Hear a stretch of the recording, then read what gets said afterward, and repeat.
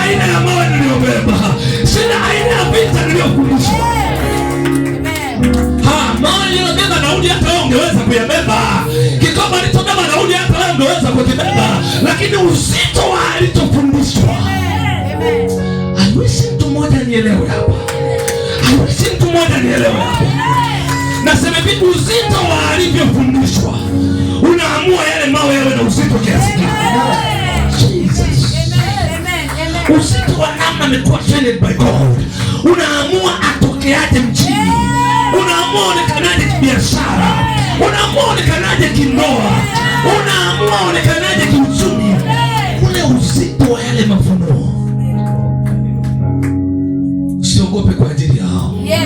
Watapigana na wewe, lakini watakushinda. Lakini watakushinda. Nasema lakini watakushinda. Sio kwa sababu una nguvu, hapana, ila kwa sababu Mungu amekutrain sawa sawa. Haukuwa field bure bure. Haukuwa field bure bure. Haukuwa machungani bure bure. Mungu alikuwa anakupa experience ya ufalme.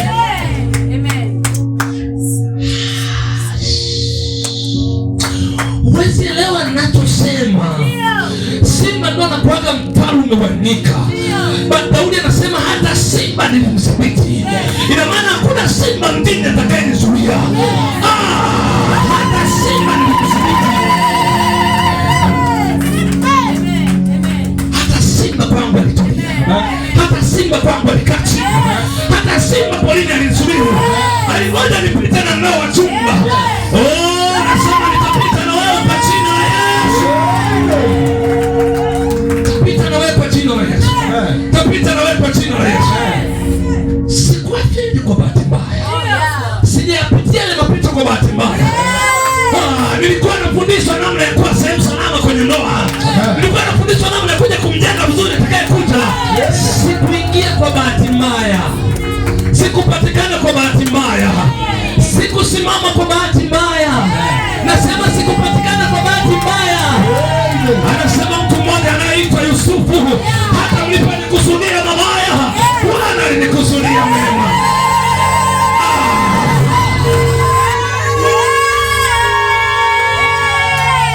Hata kwenye shimo mlikoniweka, Bwana alikuwa ananiandaa na mnapenda kukaa gerezani, kwamba nikikaa kwenye lile shimo nisiwe na presa na mazingira. Sijaweka kwenye shimo kwa bahati mbaya. Sijaweka kwenye shimo kwa bahati mbaya. Mungu ananiambia, mwanangu, kwa habari ya sasa unachoenda kukupatia, lazima ukae kwenye shimo upate experience ya hilo shimo. Kwa sababu kuna mahali utaenda kukaa peke yako. Kuna mahali utaenda kukaa bila simu za watu. Kuna mahali watu watakutelekeza peke yako. Kuna mahali watu watakuacha uumie. Biblia inasema Bwana akamwacha kwenye shimo lile, lakini haikuwa ndio mwisho wa maisha yake. Kwenye lile shimo alikuwa anaandaliwa kwamba hata ukikaa gerezani, still back to the kwetu. Alipewa experience ya gereza.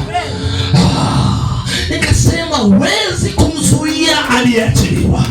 Yesu anaambia mfungueni Lazaro mumwache aende. Wewe ni nani unifunge tena? Wewe ni nani unizuie tena? Yesu anasema nimeshamfufua, nimeshampa ndoto, nimeshampa maono. Mfungueni, mwacheni aende zake. Hata tukiwa gerezani tutapata vyeo. Maandiko yanasema Yusufu hata alipowekwa gerezani bado akawa mwanajela. Alipowekwa kwenye shimo haikuwa mwisho wake. Walidhania wanampoteza. Wanasema hata saa hizo kuna watu wanatusindikiza.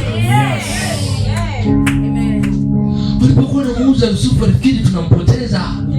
Wanapokuchungia wanajua wanakumaliza.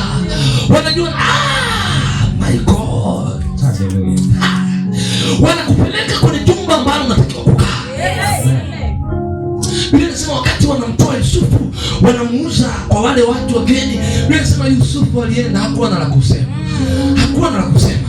But nisikize vizuri, ukimya wake uliandaliwa kwenye shimo alilokuwa. Yes. Okay. Amen. Hakupenda kuwa kwenye lile shimo. But ilifaa ajue kunyamaza akiwa peke yake. Amen.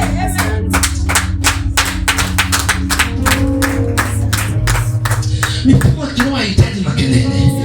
Inahitaji uelewa. Yes. Inahitaji uelewa.